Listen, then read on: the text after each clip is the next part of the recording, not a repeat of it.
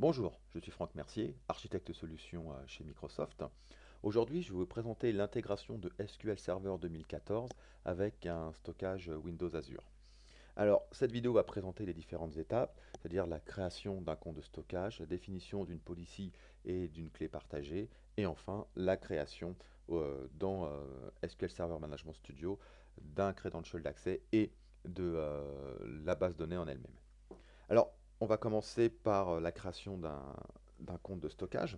Donc ici, je suis dans, je suis dans mon portail Windows Azure et ce que je vais faire ici, je vais créer un nouveau compte de stockage. Donc là, je vais cliquer sur le bouton Nouveau, Service de données, Stockage et Création rapide.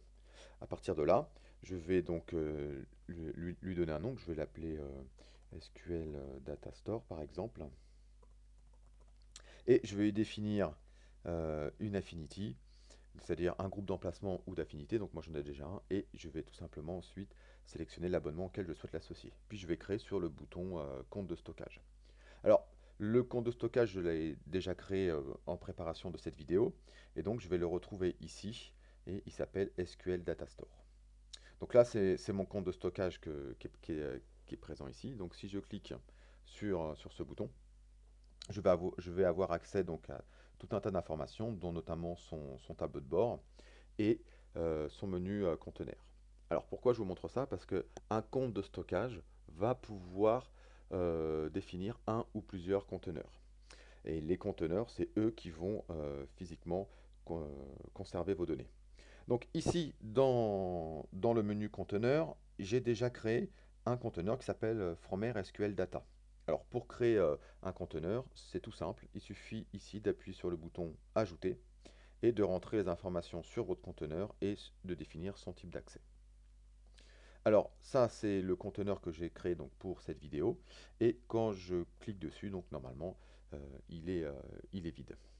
Alors, maintenant que j'ai créé le compte de stockage et un conteneur dans ce compte de stockage, il me reste encore une étape qui va être la définition d'une policy et d'une clé de partage.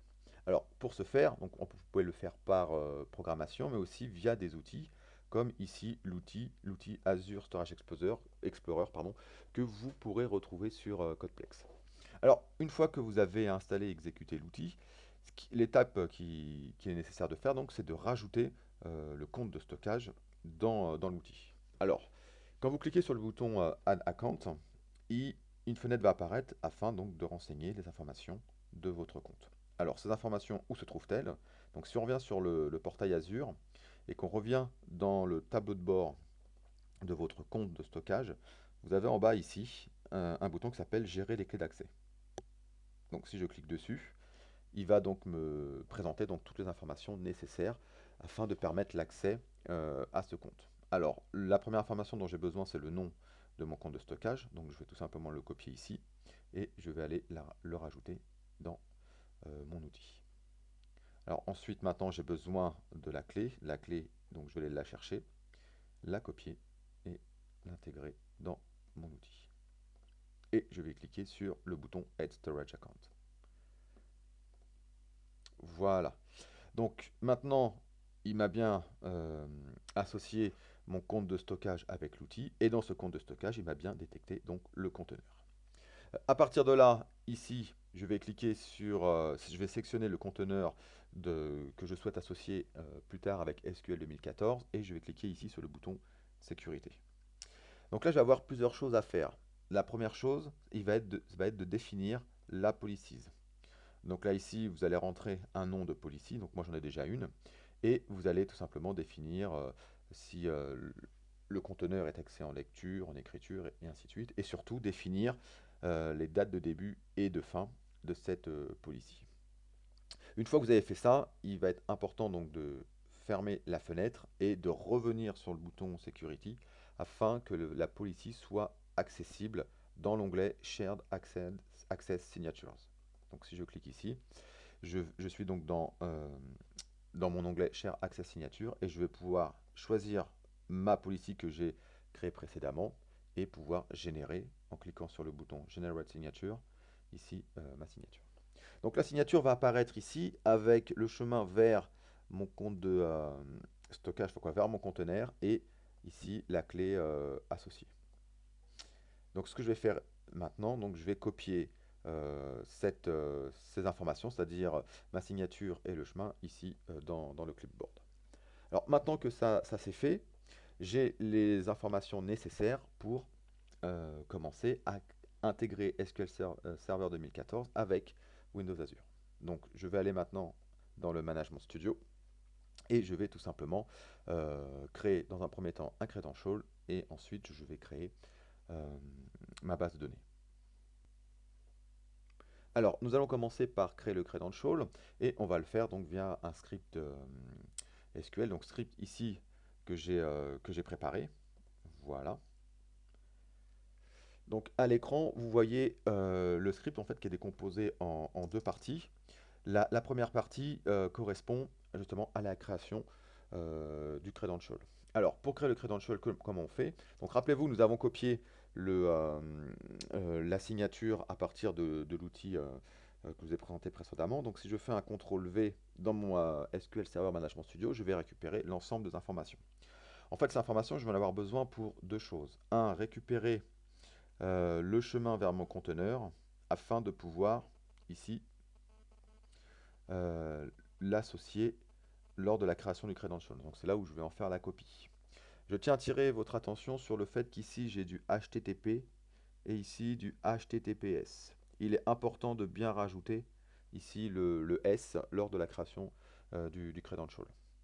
Ensuite, en dur, il vous faudra passer cette chaîne de caractères qui est Shared Access Signature dans la partie with Identity. Donc ça c'est voilà, c'est obligatoire, il faut écrire ça en dur. Et enfin, avec la signature, donc dans la partie secret ici, récupérer les informations que vous trouvez après le point d'interrogation, à droite du point d'interrogation, copier les informations et les placer ici. Une fois que ça a été fait, donc vous sélectionnez cette partie du script SQL et vous cliquez sur exécuter. Donc normalement, si tout va bien, dans ma partie credential ici, si je fais un refresh, je dois ici me retrouver avec un nouveau credential dont le nom est ni plus ni moins le chemin d'accès vers mon conteneur. Alors une fois que ça a été fait, il ne reste plus qu'à créer la base de données ici avec le petit script que vous voyez à l'écran. Donc en fait, on récupère le chemin d'accès du conteneur tout simplement en n'oubliant pas de mettre le S. Voilà. Et ensuite, on va passer tout simplement le nom du fichier que l'on souhaite créer. La même chose ici pour les logs. Voilà. Et le nom de ma base, elle s'appelle Framer IT Camp Cloud DB. Une fois que l'on a fait ça, on sélectionne l'ensemble du script et on va exécuter le script.